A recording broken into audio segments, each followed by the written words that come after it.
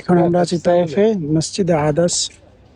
আল্লাহ রাসূল সাল্লাল্লাহু আলাইহি সাল্লাম এই যে বাগানটা আমরা যেখানে দাঁড়িয়ে আছি, আল্লাহ রাসূল সাল্লাল্লাহু আলাইহি সাল্লাম এখানে দাঁড়িয়ে তায়েফবাসীদেরকে দাওয়াত দিয়েছিলেন, আহ্বান করেছিলেন এই সে বাগান থেকে।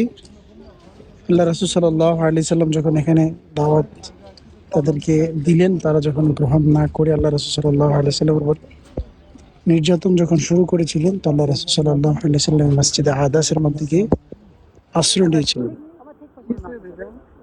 এবং আল্লাহ রাসূল সাল্লাল্লাহু আলাইহি সাল্লাম এখান থেকে আশ্রয় নেওয়ার পরে আল্লাহ রাসূল সাল্লাল্লাহু আলাইহি সাল্লামের উপর নির্যাতন যখন শুরু হয়ে যায়, আল্লাহ রাসূল সাল্লাল্লাহু আলাইহি সাল্লাম এই রাস্তা দিয়ে বের হয়ে, ওইখানে একটা মোড় আছে, গোল চিহ্ন আছে আর কি, আল্লাহ রাসূল সাল্লাল্লাহু আলাইহি সাল্লাম ওইখানে গিয়ে পড়ে যায়। আল্লাহ রাসূল সাল্লাল্লাহু আলাইহি সাল্লাম এখানে মানুষদেরকে আহ্বান করেছিলেন, ডাক দিয়েছিলেন তাইফবাসীদেরকে দাওয়াত গ্রহণ করার জন্য, কিন্তু তারা রাসূলের দাওয়াতকে গ্রহণ না করে বরং আল্লাহ রাসূল সাল্লাল্লাহু আলাইহি সাল্লামের উপর নির্যাতন করেছিলেন। আল্লাহু আকবার।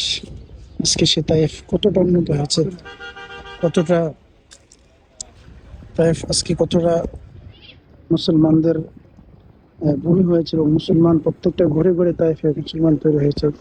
কিন্তু আল্লাহ রাসূল সাল্লাল্লাহু আলাইহি সাল্লামকে তারা ওই সময় চিনতে পারেন নাই, বুঝতে পারেন নাই। আল্লাহ রাসূল সাল্লাল্লাহু আলাইহি সাল্লাম এখান থেকে দাওয়াতের কার্যক্রমটা শুরু করেছিলেন তাইফ।